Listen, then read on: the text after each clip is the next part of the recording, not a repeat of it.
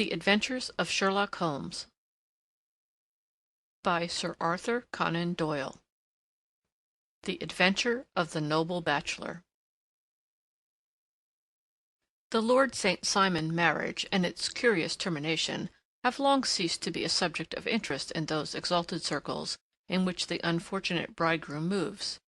Fresh scandals have eclipsed it, and their more piquant details have drawn the gossips away from this 4-year-old drama. As I have reason to believe, however, that the full facts have never been revealed to the general public, and as my friend Sherlock Holmes had a considerable share in clearing the matter up, I feel that no memoir of him would be complete without some little sketch of this remarkable episode. It was a few weeks before my own marriage, during the days when I was still sharing rooms with Holmes in Baker Street, that he came home from an afternoon stroll to find a letter on the table waiting for him. I had remained indoors all day, for the weather had taken a sudden turn to rain, with high autumnal winds, and the Jezail bullet which I had brought back in one of my limbs as a relic of my Afghan campaign throbbed with dull persistence. With my body in one easy chair and my legs upon another, I had surrounded myself with a cloud of newspapers until at last, saturated with the news of the day, I tossed them all aside and lay listless, watching the huge crest and monogram upon the envelope upon the table, and wondering lazily who my friend's noble correspondent could be. "Here is a very fashionable epistle," I remarked as he entered. "Your morning letters, if I remember right, were from a fishmonger and a tide-waiter." "Yes, my correspondence has certainly the charm of variety," he answered, smiling, "and the humbler are usually more interesting. This looks like one of those unwelcome social summonses which call upon a man either to be bored or to lie." He broke the seal and glanced over the contents. "Oh, come, it may prove to be something of interest after all. Not social, then? No, distinctly professional. And from a noble client, one of the highest in England. My dear fellow, I congratulate you.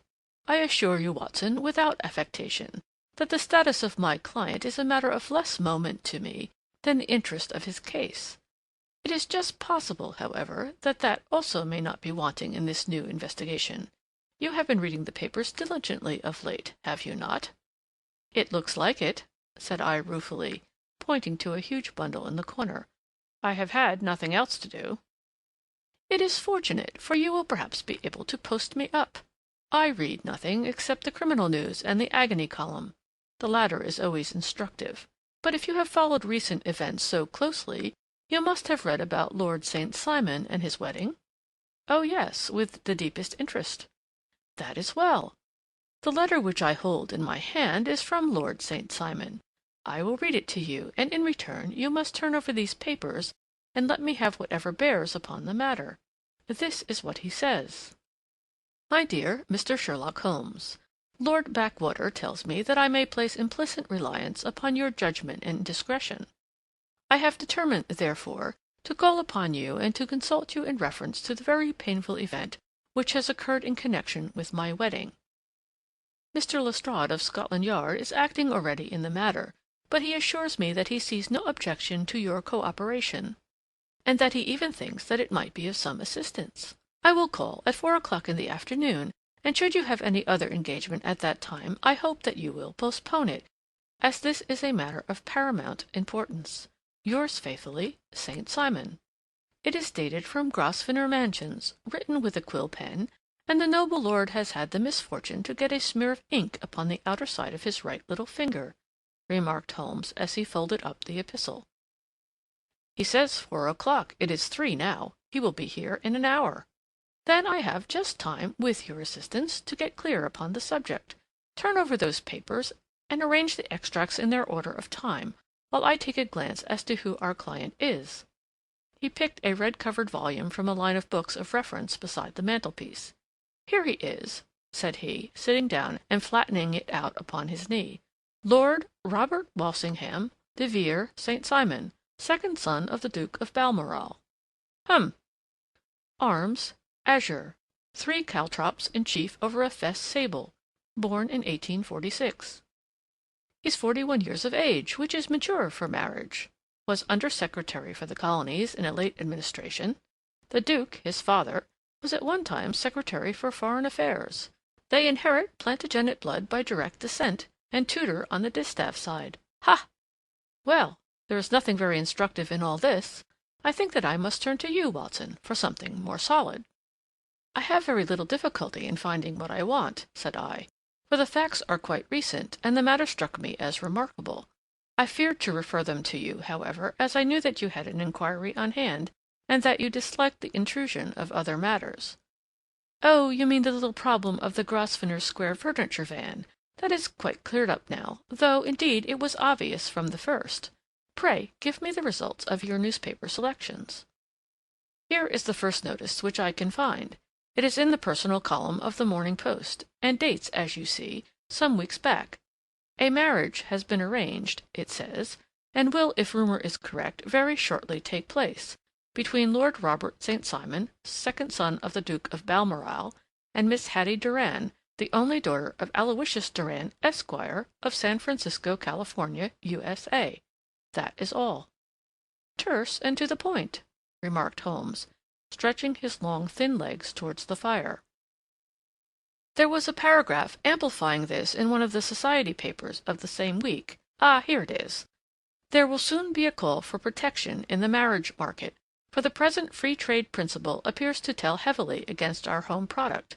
One by one, the management of the noble houses of Great Britain is passing into the hands of our fair cousins from across the Atlantic. An important addition has been made during the last week to the list of the prizes which have been borne away by these charming invaders. Lord St. Simon, who has shown himself for over 20 years proof against the little god's arrows, has now definitely announced his approaching marriage with Miss Hattie Doran, the fascinating daughter of a California millionaire. Miss Doran, whose graceful figure and striking face attracted much attention at the Westbury House festivities, is an only child, and it is currently reported that her dowry will run to considerably over the 6 figures, with expectancies for the future.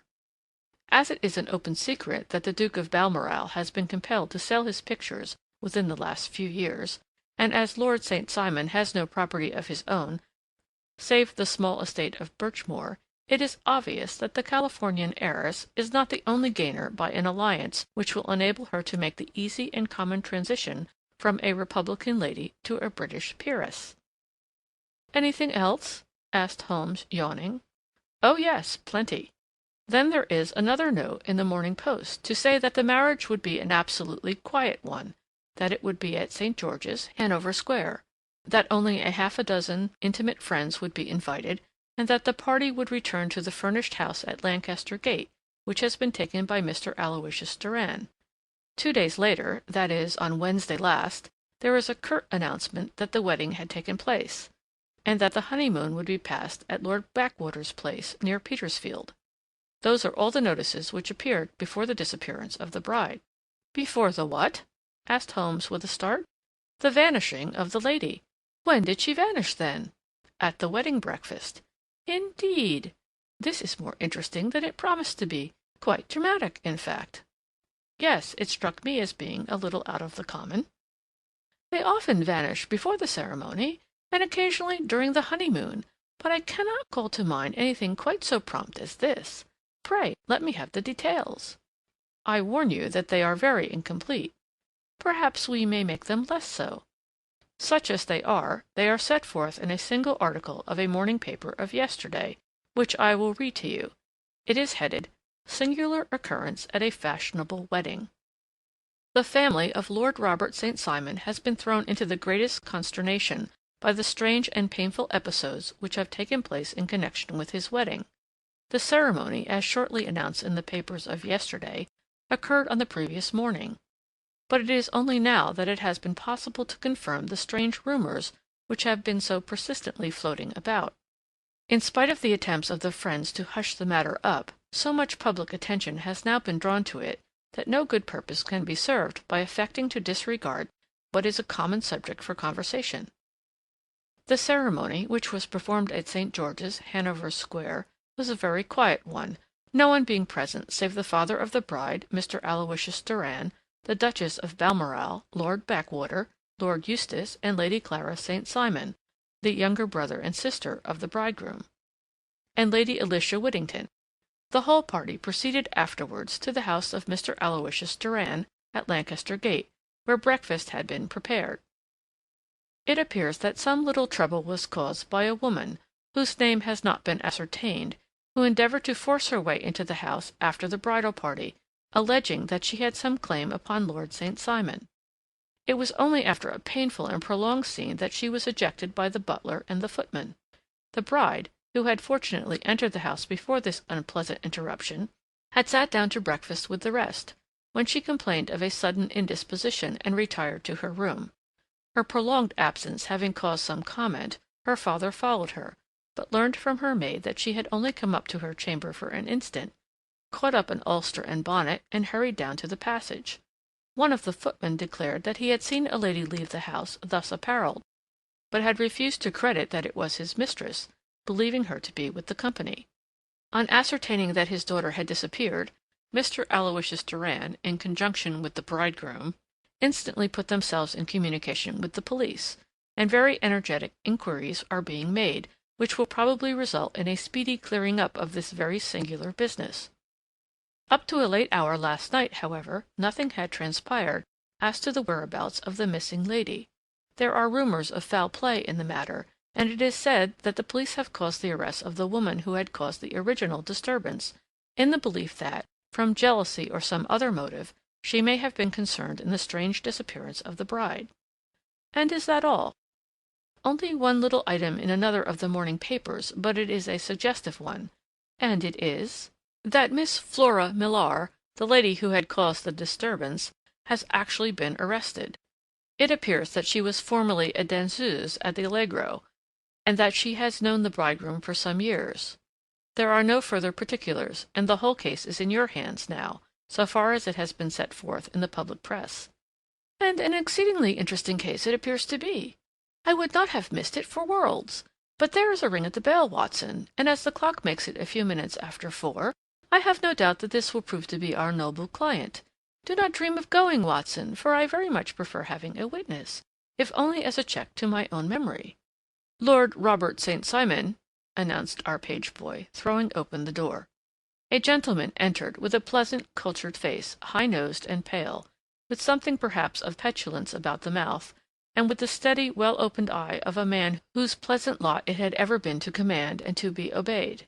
His manner was brisk, and yet his general appearance gave an undue impression of age, for he had a slight forward stoop and a little bend of the knees as he walked. His hair, too, as he swept off his very curly brimmed hat, was grizzled round the edges and thin upon the top. As to his dress, it was careful to the verge of foppishness, with high collar, black frock coat, white waistcoat, yellow gloves, patent leather shoes, and light-colored gaiters. He advanced slowly into the room, turning his head from left to right, and swinging in his right hand the cord which held his golden eyeglasses. "Good day, Lord St. Simon," said Holmes, rising and bowing. "Pray take the basket chair. This is my friend and colleague, Dr. Watson. Draw up a little to the fire, and we will talk this matter over." "A most painful matter to me, as you can most readily imagine, Mr. Holmes. I have been cut to the quick. I understand that you have already managed several delicate cases of this sort, sir, though I presume that they were hardly from the same class of society." "No, I am descending." "I beg pardon?" "My last client of the sort was a king." "Oh, really? I had no idea. And which king?" "The King of Scandinavia." "What? Had he lost his wife?" "You can understand," said Holmes suavely, "that I extend to the affairs of my other clients the same secrecy which I promised you in yours." "Of course. Very right, very right. I'm sure I beg pardon. As to my own case, I am ready to give you any information which may assist you in forming an opinion." "Thank you. I have already learned all that is in the public prints, nothing more. I presume that I may take it as correct, this article, for example, as to the disappearance of the bride?" Lord St. Simon glanced over it. "Yes, it is correct as far as it goes." "But it needs a great deal of supplementing before any one could offer an opinion. I think that I may arrive at my facts most directly by questioning you." "Pray do so." "When did you first meet Miss Hattie Doran?" "In San Francisco, a year ago." You were traveling in the States? Yes. Did you become engaged then? No. But you were on a friendly footing. I was amused by her society, and she could see that I was amused. Her father is very rich? He is said to be the richest man on the Pacific slope. And how did he make his money? In mining. He had nothing a few years ago, then he struck gold, invested it, and came up by leaps and bounds. Now, what is your own impression as to the young lady's, your wife's, character? The nobleman swung his glasses a little faster and stared down into the fire. You see, Mr. Holmes, said he, my wife was 20 before her father became a rich man. During that time she ran free in a mining camp and wandered through woods or mountains, so that her education has come from nature rather than from the schoolmaster. She is what we call in England a tomboy, with a strong nature, wild and free, unfettered by any sort of traditions. She is impetuous, volcanic, I was about to say. She is swift in making up her mind and fearless in carrying out her resolutions. On the other hand, I would not have given her the name which I have the honor to bear. He gave a little stately cough. Had I not thought her to be at bottom a noble woman. I believe that she is capable of heroic self-sacrifice, and that anything dishonorable would be repugnant to her. Have you her photograph? I brought this with me. He opened a locket and showed us the full face of a very lovely woman. It was not a photograph, but an ivory miniature, and the artist had brought out the full effect of the lustrous black hair, the large dark eyes, and the exquisite mouth. Holmes gazed long and earnestly at it. Then he closed the locket and handed it back to Lord St. Simon. The young lady came to London then, and you renewed your acquaintance? Yes. Her father brought her over for this last London season. I met her several times, became engaged to her, and have now married her. She brought, I understand, a considerable dowry? A fair dowry, not more than is usual in my family. And this, of course, remains to you, since the marriage is a fait accompli? I really have made no inquiries on the subject. Very naturally not. Did you see Miss Durand on the day before the wedding? Yes. Was she in good spirits? Never better. She kept talking of what we should do in our future lives. Indeed, that is very interesting. And on the morning of the wedding? She was as bright as possible, at least until after the ceremony. And did you observe any change in her then? Well, to tell the truth, I saw then the first signs that I had ever seen that her temper was just a little sharp. The incident, however, was too trivial to relate, and can have no possible bearing upon the case. Pray, let us have it, for all that.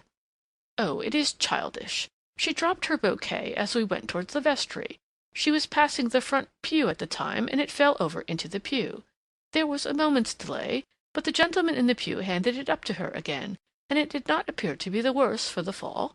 Yet when I spoke to her of the matter, she answered me abruptly, and in the carriage, on our way home, she seemed absurdly agitated over this trifling cause. Indeed. You say that there was a gentleman in the pew.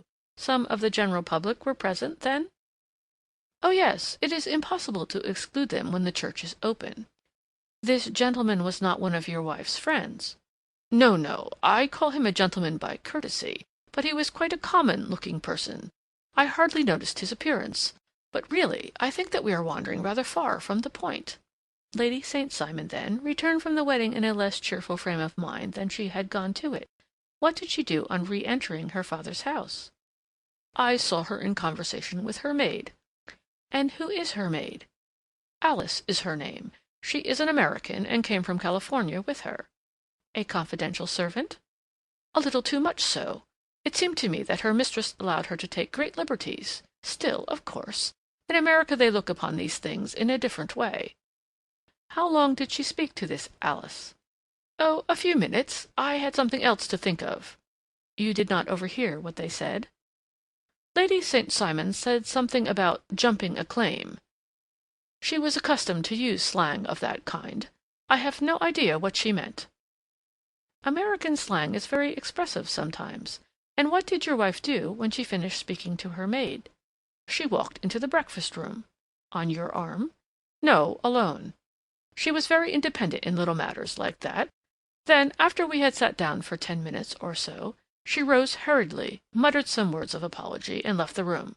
She never came back. But this maid Alice, as I understand, deposes that she went to her room, covered her bride's dress with a long ulster, put on a bonnet, and went out. Quite so. And she was afterwards seen walking into Hyde Park in company with Flora Millar, a woman who is now in custody, and who had already made a disturbance at Mr. Durand's house that morning. Ah, yes. I should like a few particulars as to this young lady and your relations to her." Lord St. Simon shrugged his shoulders and raised his eyebrows. "We have been on a friendly footing for some years. I may say on a very friendly footing. She used to be at the Allegro. I have not treated her ungenerously, and she had no just cause of complaint against me. But you know what women are, Mr. Holmes. Flora was a dear little thing, but exceedingly hot-headed and devotedly attached to me.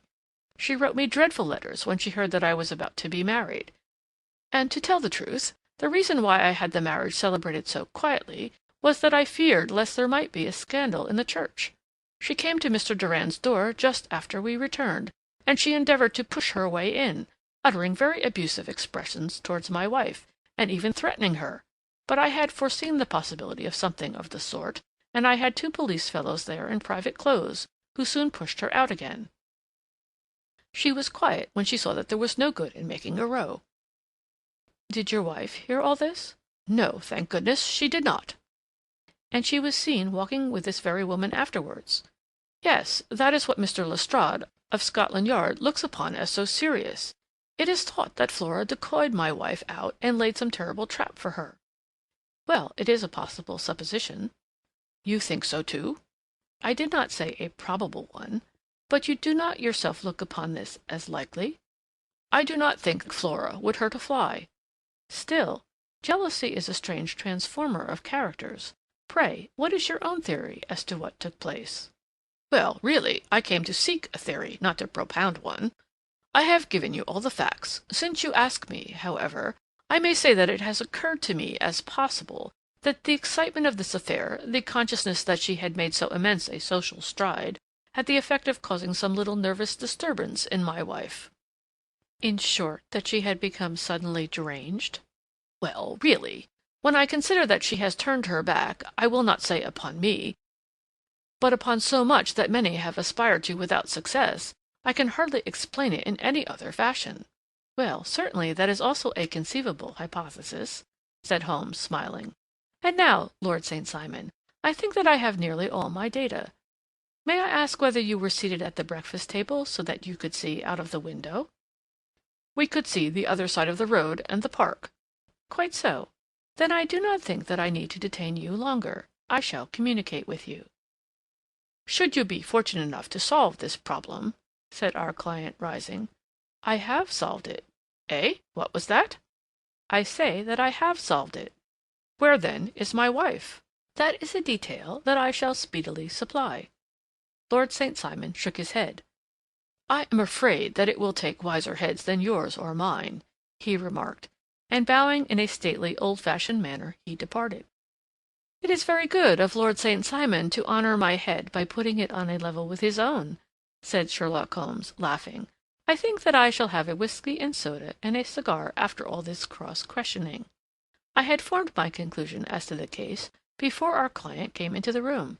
"My dear Holmes, I have notes of several similar cases, though none, as I remarked before, which were quite as prompt. My whole examination served to turn my conjecture into a certainty. Circumstantial evidence is occasionally very convincing, as when you find a trout in the milk, to quote Thoreau's example.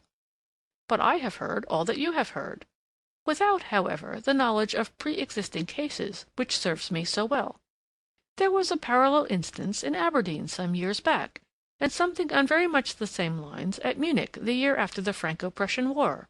It is one of these cases, but hullo, here is Lestrade. Good afternoon, Lestrade. You will find an extra tumbler upon the sideboard, and there are cigars in the box."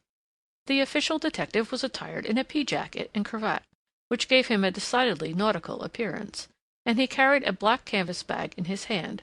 With a short greeting he seated himself and lit the cigar which had been offered to him. "What's up, then?" asked Holmes with a twinkle in his eye. You look dissatisfied." "And I feel dissatisfied. It is this infernal St. Simon marriage case. I can make neither head nor tail of the business." "Really, you surprise me." "Who ever heard of such a mixed affair? Every clue seems to slip through my fingers. I've been at work upon it all day." "And very wet it seems to have made you," said Holmes, laying his hand upon the arm of the pea jacket. "Yes, I've been dragging the Serpentine." "In heaven's name, what for?" "In search of the body of Lady St. Simon." Sherlock Holmes leaned back in his chair and laughed heartily. "Have you dragged the basin of Trafalgar Square fountain?" he asked. "Why, what do you mean?" "Because you have just as good a chance of finding this lady in the one as in the other." Lestrade shot an angry glance at my companion. "I suppose you know all about it," he snarled. "Well, I have only just heard the facts, but my mind is made up." "Oh, indeed! Then you think that the Serpentine plays no part in the matter?" "I think it very unlikely." "Then perhaps you will kindly explain how it is that we found this in it." He opened his bag as he spoke, and tumbled onto the floor a wedding dress of watered silk, a pair of white satin shoes, and a bride's wreath and veil, all discolored and soaked in water. "There," said he, putting a new wedding ring upon the top of the pile. "There is a little nut for you to crack, Master Holmes." "Oh, indeed," said my friend, blowing blue rings into the air. "You dragged them from the Serpentine?" "No, they were found floating near the margin by a park keeper. They have been identified as her clothes, and it seemed to me that if the clothes were there, the body would not be far off." "By the same brilliant reasoning, every man's body is to be found in the neighborhood of his wardrobe. And pray, what did you hope to arrive at through this?" "At some evidence implicating Flora Millar in the disappearance." "I am afraid that you will find it difficult." "Are you indeed, now?" cried Lestrade with some bitterness. "I am afraid, Holmes, that you are not very practical with your deductions and your inferences. You have made two blunders in as many minutes. This dress does implicate Miss Flora Millar." "And how?" "In the dress is a pocket, in the pocket is a card case. In the card case is a note, and here is the very note." He slapped it down upon the table in front of him. "Listen to this. You will see me when all is ready. Come at once. F.H.M. Now my theory all along has been that Lady St. Simon was decoyed away by Flora Millar, and that she, with confederates no doubt, was responsible for her disappearance. Here, signed with her initials, is the very note which was no doubt quietly slipped into her hand at the door, and which lured her within their reach." "Very good, Lestrade," said Holmes, laughing. "You really are very fine indeed. Let me see it." He took up the paper in a listless way, but his attention instantly became riveted, and he gave a little cry of satisfaction. "This is indeed important," said he. "Ha! You find it so?" "Extremely so. I congratulate you warmly." Lestrade rose in his triumph and bent his head to look. "Why," he shrieked, "you're looking at the wrong side." "On the contrary, this is the right side." "The right side? You're mad. Here is the note written in pencil, over here." "And over here is what appears to be the fragment of a hotel bill, which interests me deeply." "There's nothing in it. I looked at it before," said Lestrade. "October 4th. Rooms, 8 shillings. Breakfast, 2 shillings, 6 pence. Cocktail, 1 shilling. Lunch, 2 shillings, 6 pence. Glass sherry, 8 pence. I see nothing in that." "Very likely not. It is most important all the same. As to the note, it is important also, or at least the initials are, so I congratulate you again." "I've wasted time enough," said Lestrade, rising. "I believe in hard work, and not in sitting by the fire spinning fine theories. Good day, Mr. Holmes, and we shall see which gets to the bottom of the matter first." He gathered up the garments, thrust them into the bag, and made for the door. "Just one hint to you, Lestrade," drawled Holmes, before his rival vanished. "I will tell you the true solution of the matter. Lady St. Simon is a myth. There is not, and there never has been, any such person." Lestrade looked sadly at my companion. Then he turned to me, tapped his forehead 3 times, shook his head solemnly, and hurried away. He had hardly shut the door behind him when Holmes rose to put on his overcoat. "There is something in what the fellow says about outdoor work," he remarked, "so I think, Watson, that I must leave you to your papers for a little." It was after 5 o'clock when Sherlock Holmes left me, but I had no time to be lonely, for within an hour there arrived a confectioner's man with a very large flat box. This he unpacked with the help of a youth, whom he had brought with him, and presently, to my very great astonishment, a quite Epicurean little cold supper began to be laid out upon our humble lodging-house mahogany. There were a couple of brace of cold woodcock, a pheasant, a pâté de foie gras pie, with a group of ancient and cobwebby bottles. Having laid out all these luxuries, my two visitors vanished away, like the genii of the Arabian Nights, with no explanation save that the things had been paid for and were ordered to this address. Just before 9 o'clock, Sherlock Holmes stepped briskly into the room. His features were gravely set, but there was a light in his eye which made me think that he had not been disappointed in his conclusions. "They have laid the supper, then," he said, rubbing his hands. "You seem to expect company. They have laid for 5. "Yes, I fancy we may have some company dropping in," said he. "I am surprised that Lord St. Simon has not already arrived. Ha! I fancy that I hear his step now upon the stairs." It was indeed our visitor of the afternoon who came bustling in, dangling his glasses more vigorously than ever, and with a very perturbed expression upon his aristocratic features. "My messenger reached you, then?" asked Holmes. "Yes, and I confess that the contents startled me beyond measure. Have you good authority for what you say?" "The best possible." Lord St. Simon sank into a chair and passed his hand over his forehead. "What will the Duke say," he murmured, "when he hears that one of the family has been subjected to such humiliation?" "It is the purest accident. I cannot allow that there is any humiliation." "Ah, you look on these things from another standpoint." "I fail to see that any one is to blame. I can hardly see how the lady could have acted otherwise, though her abrupt method of doing it was undoubtedly to be regretted. Having no mother, she had no one to advise her at such a crisis." "It was a slight, sir, a public slight," said Lord St. Simon, tapping his fingers upon the table. "You must make allowance for this poor girl, placed in so unprecedented a position." "I will make no allowance. I am very angry indeed, and I have been shamefully used." "I think that I heard a ring," said Holmes. "Yes, there are steps on the landing. If I cannot persuade you to take a lenient view of the matter, Lord St. Simon, I have brought an advocate here who may be more successful." He opened the door and ushered in a lady and gentleman. "Lord St. Simon," said he, "allow me to introduce you to Mr. and Mrs. Francis Hay Moulton. The lady, I think, you have already met." At the sight of these newcomers, our client sprung from his seat and stood very erect, with his eyes cast down and his hand thrust into the breast of his frock-coat, a picture of offended dignity. The lady had taken a quick step forward and held out her hand to him, but he still refused to raise his eyes. It was as well for his resolution, perhaps, for her pleading face was one which it was hard to resist. "You're angry, Robert," said she. "Well, I guess you have every cause to be." "Pray make no apology to me," said Lord St. Simon bitterly.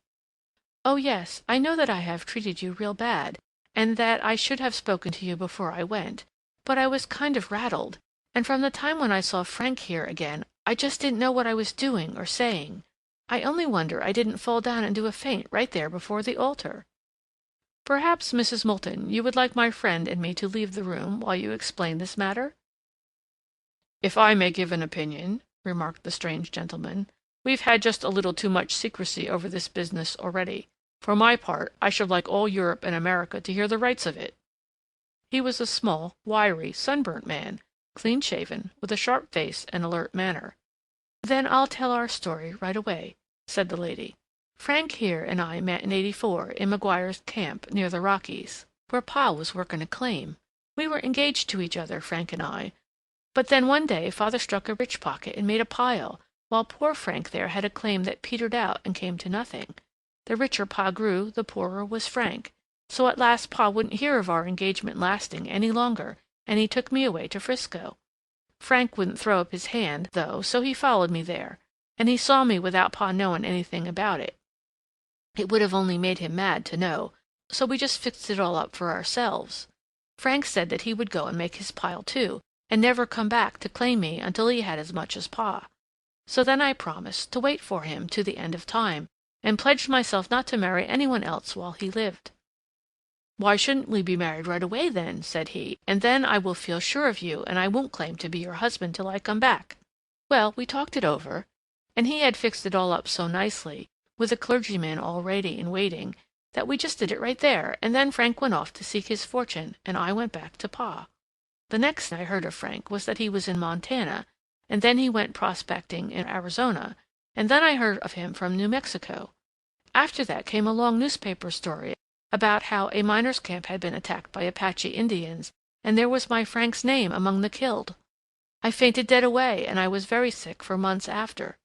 Pa thought I had a decline, and took me to half the doctors in Frisco. Not a word of news came for a year and more, so that I never doubted that Frank was really dead. Then Lord St. Simon came to Frisco, and we came to London, and a marriage was arranged, and Pa was very pleased. But I felt all the time that no man on this earth would ever take the place in my heart that had been given to my poor Frank. Still, if I had married Lord St. Simon, of course I'd have done my duty by him. We can't command our love, but we can our actions. I went to the altar with him with the intention to make him just as good a wife as it was in me to be.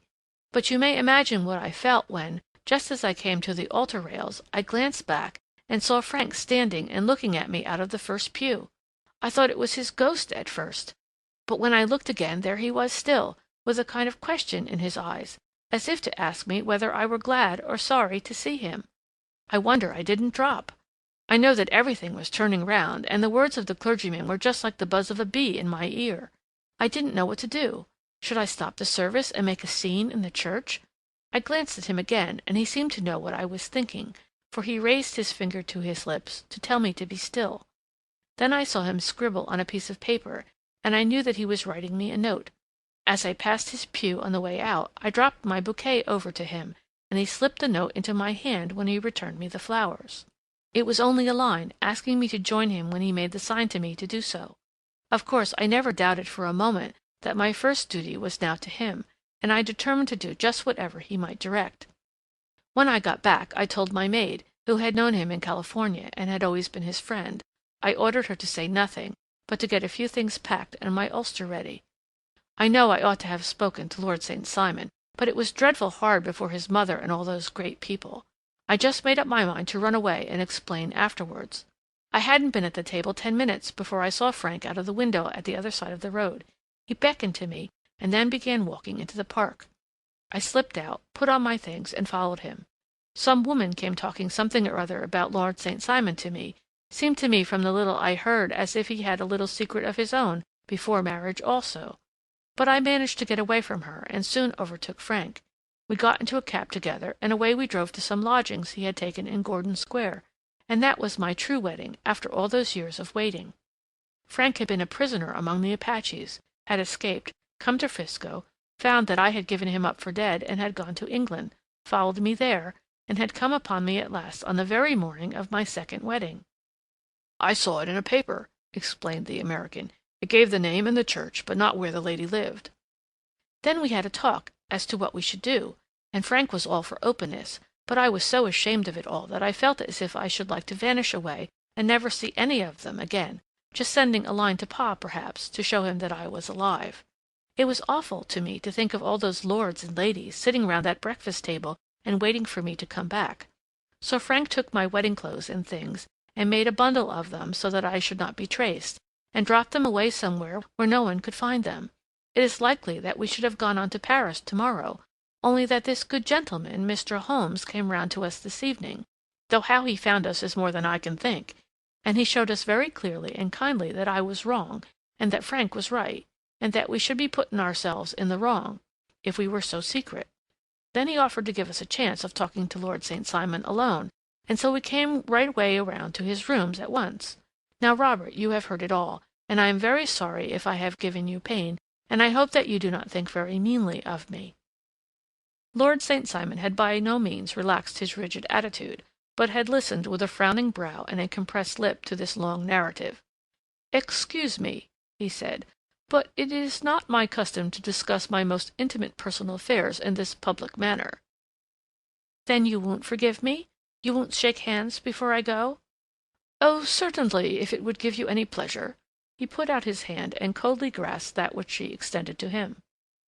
"I had hoped," suggested Holmes, "that you would have joined us in a friendly supper." "I think that there you ask a little too much," responded his lordship. "I may be forced to acquiesce in these recent developments, but I can hardly be expected to make merry over them. I think that with your permission I will now wish you all a very good night." He included us all in a sweeping bow and stalked out of the room. "Then I trust that you at least will honor me with your company," said Sherlock Holmes. "It is always a joy to meet an American, Mr. Moulton, for I am one of those who believe that the folly of a monarch and the blundering of a minister in far-gone years will not prevent our children from being some day citizens of the same world-wide country under a flag which shall be a quartering of the Union Jack with the Stars and Stripes." "The case has been an interesting one," remarked Holmes when our visitors had left us, "because it serves to show very clearly how simple the explanation may be of an affair which at first sight seems to be almost inexplicable. Nothing could be more natural than the sequence of events as narrated by this lady, and nothing stranger than the result when viewed, for instance, by Mr. Lestrade of Scotland Yard." "You were not yourself at fault at all, then?" "From the first, two facts were very obvious to me. The one that the lady had been quite willing to undergo the wedding ceremony. The other that she had repented of it within a few minutes of returning home. Obviously, something had occurred during the morning, then, to cause her to change her mind. What could that something be? She could not have spoken to any one when she was out, for she had been in the company of the bridegroom. Had she seen some one, then? If she had, it must be some one from America, because she had spent so short a time in this country that she could hardly have allowed any one to acquire so deep an influence over her that the mere sight of him would induce her to change her plans so completely. You see, we have already arrived, by a process of exclusion, at the idea that she might have seen an American. Then who could this American be, and why should he possess so much influence over her? It might be a lover. It might be a husband. Her young womanhood had, I knew, been spent in rough scenes and under strange conditions. So far I had got before I ever heard Lord St. Simon's narrative, when he told us of a man in a pew, of the change in the bride's manner, of so transparent a device for obtaining a note as the dropping of a bouquet, of her resort to her confidential maid, and of her very significant allusion to claim-jumping, which in miners' parlance means taking possession of that which another person has a prior claim to. The whole situation became absolutely clear. She had gone off with a man, and the man was either a lover or was a previous husband, the chances being in favor of the latter. And how in the world did you find them? It might have been difficult, but friend Lestrade held information in his hands the value of which he did not himself know. The initials were, of course, of the highest importance, but more valuable still was it to know that within a week he had settled his bill at one of the most select London hotels. How did you deduce the select? By the select prices. 8 shillings for a bed and 8 pence for a glass of sherry pointed to one of the most expensive hotels. There are not many in London which charge at that rate. In the second one, which I visited in Northumberton Avenue, I learned by an inspection of the book that Francis H. Moulton, an American gentleman, had left only the day before, and on looking over the entries against him I came upon the very items which I had seen in the duplicate bill. His letters were to be forwarded to 226 Gordon Square, so thither I travelled, and being fortunate enough to find the loving couple at home, I ventured to give them some parental advice, and to point out to them that it would be better in every way that they should make their position a little clearer, both to the general public and to Lord St. Simon in particular. I invited them to meet him here, and as you see, I made him keep the appointment." "But with no very good result," I remarked. "His conduct was certainly not very gracious." "Ah, Watson," said Holmes, smiling, "perhaps you would not be very gracious either if, after all the trouble of wooing and wedding, you found yourself deprived in an instant of a wife and of fortune. I think that we may judge Lord St. Simon very mercifully, and thank our stars that we are never likely to find ourselves in the same position. Draw up your chair and hand me my violin, for the only problem we have still to solve is how to while away these bleak autumnal evenings." End of Chapter 10. The Adventures of the Noble Bachelor.